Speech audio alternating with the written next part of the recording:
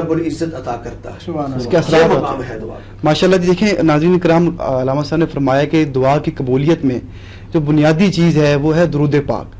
جب آپ درود پاک پڑھیں گے اور اس کے بعد دعا مانگیں گے تو یقیناً اللہ کی بارگاہ میں وہ دعا قبول ہوگی. اور دوسری بات یہ ہے کہ اخلاص، کہ جتنا آپ کے اندر اخلاص ہوگا اتنے زیادہ چانسز ہوں گے آپ کی دعا کی قبولیت کے. اور صوفیہ فرماتے ہیں کہ جب بندہ دعا کرتا ہے تو اس کی دعا جو ہے وہ 3 باتوں سے خالی نہیں ہوتی. نمبر 1، یا تو اس کا گناہ بخش دیے جاتے ہیں.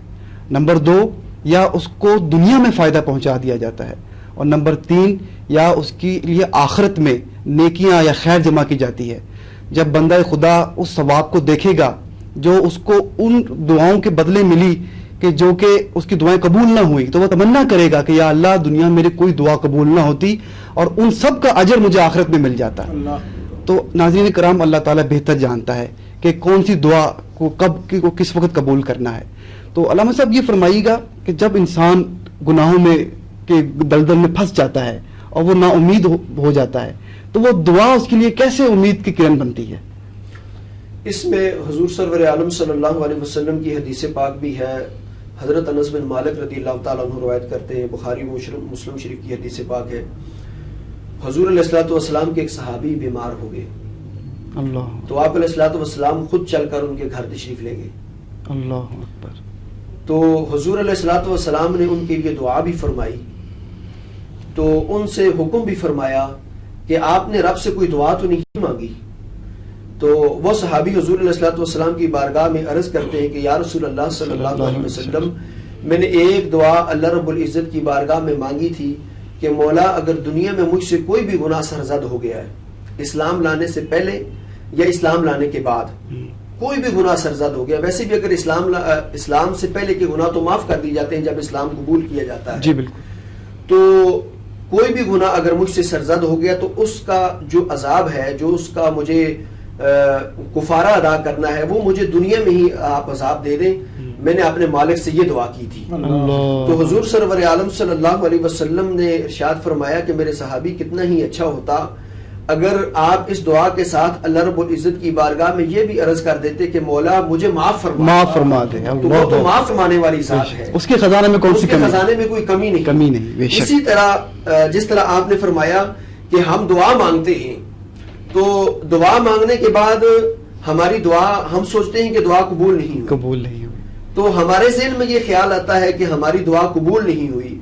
در حقیقت میں جب انسان اس دنیا فانی کو چھوڑ کر آخرت میں چلا جائے گا، جو اصلی زندگی ہے، جو ابدی زندگی ہے، جب اس زندگی میں چلا جائے گا تو جب انسان کے نامہ اعمال کو تولا جائے گا تو انسان کے نامہ اعمال میں کوئی نیکی نہیں ہوگی.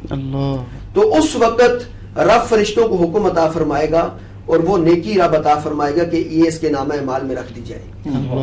تو وہ بندہ رب کی بارگاہ میں عرض کرے گا کہ مولا یہ نیکی تو میں نے کی نہیں، یہ نیکی کہاں سے آئی؟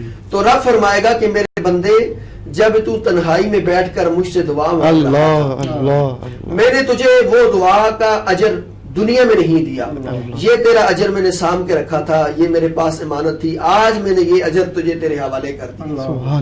تو یہ دیکھیں کہ آخرت میں اللہ رب العزت اس کی نیکی کا اجر، اس کی دعا کا اجر اس کو عطا فرمائے گا. اسی لیے ہم کہتے ہیں کہ رب کی بارگاہ میں ایک لفظ بڑا مشہور ہو گیا ہے، مثلا بنا ہوا ہے کہ رب کی بارگاہ میں دیر ہے اندھیر نہیں. لیکن رب کی بارگاہ میں دیر بھی نہیں اور اندھیر بھی نہیں. رب کی بارگاہ بڑی وسیع ہے، بے شک جب بھی اس کی بارگاہ سے آپ مانگیں گے تو آپ کو عطا کیا جائے گا. اسی طرح میں ایک حدیث پاک اور آپ کے سامنے رکھنا چاہتا ہوں. حضور علیہ السلام کی بارگاہ میں بڑی مشہور حدیث پاک ہے، اکثر علماء بیان بھی کرتے ہیں اس کو، کہ حضور علیہ السلام کی بارگاہ میں ایک خاتون حاضر ہوئی، بوڑھی حاضر ہوئی، کافی عمر رسیدہ تھی، نبینہ تھی اور مرگی کا دورہ پڑتا تھا. تو حضور علیہ السلام کی بارگاہ میں حاضر ہوئی اور عرض کرنے لگی یا رسول اللہ صلی اللہ علیہ وسلم میں آپ سے دعا کروانا چاہتی ہوں. حضور علیہ السلام نے فرمایا کس چیز کے لیے؟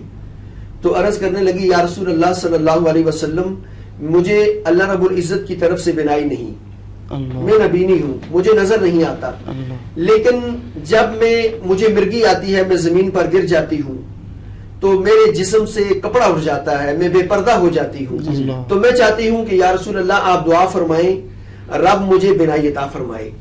حضور علیہ الصلوۃ والسلام نے فرمایا کہ بڑھیا آپ بنائی چاہتی ہیں یا آخرت میں جنت چاہتی ہیں؟ اللہ، اب اس عورت کے ذہن میں خیال آیا کہ فوراً اس نے جواب دیا یا رسول اللہ میں جنت چاہتی ہوں.